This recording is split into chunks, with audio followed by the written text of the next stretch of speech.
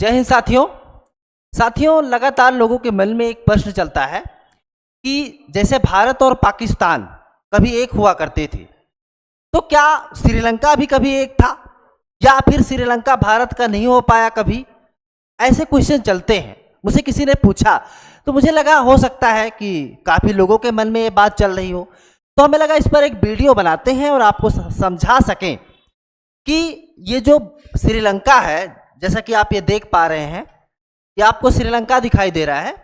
तो एक तो प्रश्न ये उठता है कि ये हमेशा क्या कभी भारत का हिस्सा था या नहीं था।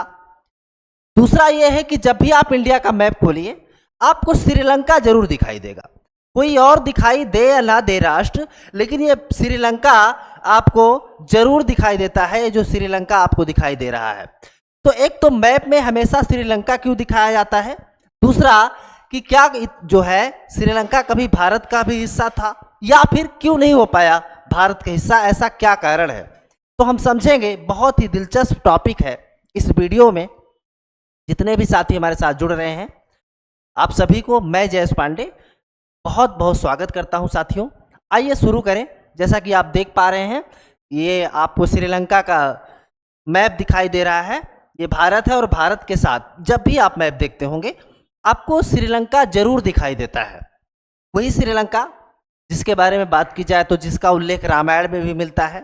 श्री राम भगवान ने माता सीता का पता लगाने के लिए श्रीलंका में जो समुद्र तट के रास्ते राम सेतु पुल का निर्माण करवाया था। तो ये वही श्रीलंका की हम बात कर रहे हैं। आइए समझने की कोशिश करते हैं, ऐसा क्या कारण है कि हमेशा हमें ये मैप में ही दिखाई देता है। साथियों, अगर बात की जाए कि भारत के मैप में श्रीलंका क्यों होता है, आखिर वो क्या कारण है कि जब भी हम भारत का मैप खोलते हैं हमें श्रीलंका जरूर दिखाई देता है। साथियों, तो अगर बात की जाए भारत के नक्शे में श्रीलंका को दिखाने की वजह समुद्री कानून है। साथियों, समुद्री कानून की बात करें तो साल 1956 में संयुक्त राष्ट्र United Nations Convention of the law of the sea का आयोजन किया गया था। इस सम्मेलन में कई देशों ने हिस्सा लिया। समुद्री सीमाओं, संधियों और समझौतों पर चर्चा की गई। साल 1973 से 1982 के बीच हुए इस कानून के तीसरे सम्मेलन में कई समुद्री अंतर्राष्ट्रीय कानूनों को मान्यता दी गई, जिनमें एक लॉ ऑफ द सी भी था। इस कानून के मुताबिक किसी भी देश के नक्शे में उस देश की बेस लाइन से 200 नॉटिकल माइल तक या मील तक सीमा दिखानी जरूरी है। भारत के अंतिम छोर यानी कि धनुषकोडी से श्रीलंका की दूरी 18 नॉटिकल मील है, यानी कि 33.33 किलोमीटर है। इसलिए समुद्री नियम के मुताबिक भारत को अपने नक्शे में श्रीलंका को दिखाना जरूरी है। अगर भारतीय नक्शे में श्रीलंका को नहीं दिखाया जाता तो यह कानूनन अपराध है। देखिए साथियों, ये तो बात हो गई कि एक तरीके से क्योंकि भारत की सीमा समुद्री सीमा है श्रीलंका के साथ, इसलिए दिखाना जरूरी है। साथियों, अब यहाँ कुछ चीज़ें समझने लायक है, जैसे कि यहाँ पे लिखा हुआ है। देखिए साथियों, नाटिकल मील की अगर बात की जाए, साथियों नाटिकल मील की बात की जाए तो जैसे देखिए ऐसे दूरी जो मापी जाती है वहाँ पे किलोमीटर होता है, लेकिन अगर समुद्र की बात करें तो समुद्र में किलोमीटर नहीं होता है। समुद्र में जो दूरी मापी जाती है उसे नाटिकल मील कहते हैं, यानी कि जो समुद्र का मापन किया जाता है दूरी के लिए उसे नाटिकल मील या आप समुद्री मील कह सकते हैं। और ये किलोमीटर से कहीं ज़्यादा होता है। यानी अगर हम बात करें एक नाटिकल मील की बात करें तो एक नाटिकल मील बराबर हो जाता है 1.8 किलोमीटर, यानी कि एक नाटिकल मील 1.8 किलोमीटर के बराबर होता है। यानी कि अगर हम एक नाटिकल मील की बात कर रहे हैं तो 1.8 किलोमीटर की बात कर रहे हैं। दोस्तों, ये बात आप समझ गए होंगे। तो आगे अगर बात की जाए तो मैंने आपको बताया 200 नाटिकल मील तक, यानी अगर बात की जाए यहाँ भारत है, और साथ ही साथ यहाँ एक चीज़ और भी बताया गया है कि बेस से, बेस का मतलब ये हुआ कि जो भारत की बाउंड्री है साथियों, ये बाउंड्री कोई ऐसे तो है नहीं कि सीधा सीधा है ना भाई, पूरा का पूरा भारत है, कहीं टेढ़ा है, कहीं मिट्टी है, कहीं पानी है। तो कुल मिलाकर के यहाँ से एक बेस बनाया जाता है, बेस लाइन जिसे बोलते हैं। इस बेस लाइन से 200 नाटिकल मील तक अधिकार है भारत का। भारत का तो ये पूरा का पूरा है ही है, 28 राज्य हैं, 8 केंद्र शासित प्रदेश हैं, है ना।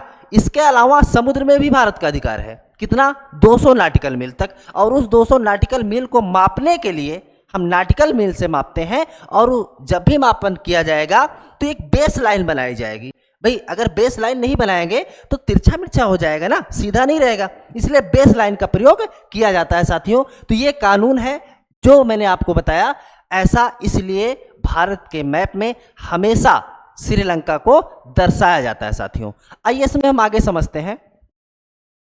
आगे आप यहां से बात की जाए साथियों, श्रीलंका दक्षिण एशिया हिंद महासागर के उत्तरी भाग में स्थित एक द्वीपीय देश है। यह भारत के दक्षिण में है और दोनों देशों के बीच पाक जल संधि है साथियों। यह भी आपके एग्जाम में कई बार पूछा गया कि ये पाक जल संधि किसके बीच है, तो ये पाक जल संधि जो है भारत और श्रीलंका के बीच है साथियों। आगे अगर बात की जाए, आगे जो अगर इसमें बात करें तो 1755 से 1763 तक मद्रास के गवर्नर रहे रॉबर्ट पल के नाम से पर रखा गया है। देखिए इनका नाम ही था, गवर्नर जो थे रॉबर्ट पाक या रॉबर्ट पल के नाम से इनको जाना जाता है। यह स्टेट भारत के तमिलनाडु राज्य और श्रीलंका के उत्तर के प्रांत जाफना जिले के बीच है साथियों। तो ये आप देख पा रहे हैं बिल्कुल ध्वज, ये भारत का तिरंगा है और बगल में श्रीलंका का तिरंगा है। और भारत की अगर बात की जाए तो श्रीलंका को हमेशा भारत साथ देता आया है। इसके पहले श्रीलंका में जब बिल्कुल पैसा समाप्त हो गया था, धन एकदम खत्म हो गया था, तो भारत ने गारंटी लिया था, IMF से पैसे दिलाने के लिए भारत आगे आया था और गारंटर बना था भारत ही श्रीलंका का। तो भारत और श्रीलंका के बीच जो संबंध है वो बना रहता है। भारत ने गारंटी भी लिया था जब श्रीलंका में कुछ भी पैसा नहीं था खाने के लिए। आगे इसमें साथियों बात की जाए, अब देखिए जो क्वेश्चन उठता है कि श्रीलंका भारत का हिस्सा क्यों नहीं बना। सबसे देखिए हमेशा तो हम देखते आए हैं, अच्छा कुछ चीज़ें ऐसी हैं, सिमिलरिटी भी हैं भारत और श्रीलंका के बीच में। अगर बात की जाए तमिल की, खास करके दक्षिण भारत की बात करें तो दक्षिण भारत के लोगों का जो रहन सहन है, कल्चर है, वो कहीं ना कहीं मिलता जुलता है श्रीलंका के, है ना, श्रीलंका से काफ़ी ज़्यादा मिलता जुलता है साथियों। लेकिन अगर बात की जाए कि क्यों जो है भारत का हिस्सा क्यों नहीं हुआ कभी, तो देखिए उसके पीछे कई कारण है। देखिए एक तो ये है कि जैसे भारत की बात की जाए तो भारत हमेशा क्या था, किसी न किसी राजा महाराजा के अधीन था। फिर अगर बात की जाए तो भारत में अंग्रेजों ने भी शासन किया था। तो श्रीलंका की बात करें तो श्रीलंका में हालांकि भारत के भी चोल वंश और पांड्या वंश ये लोग भी कुछ समय तक शासन किए थे, लेकिन वो इस तरीके से शासन नहीं किए थे कि जाकर के बिल्कुल वो उन्हीं के अनुसार शासन कर रहे थे, है ना। तो शासन तो किए थे, ऐसा नहीं है, लेकिन वो उन्हीं के अकॉर्डिंग शासन कर रहे थे। कोई ऐसा नहीं था कि वहां पे जाकर के कोई बहुत बड़ा हस्तक्षेप कर दिए हों, ठीक है। तो अगर प्रश्न उठता है कि श्रीलंका भारत का आखिर हिस्सा क्यों नहीं बना, तो मैं आपको सब बताना चाहता हूं साथियों कि एक तो ये था कि मैंने आपको बताया कि कभी कोई राजा महाराजा कोई बहुत दिनों तक शासन नहीं चला।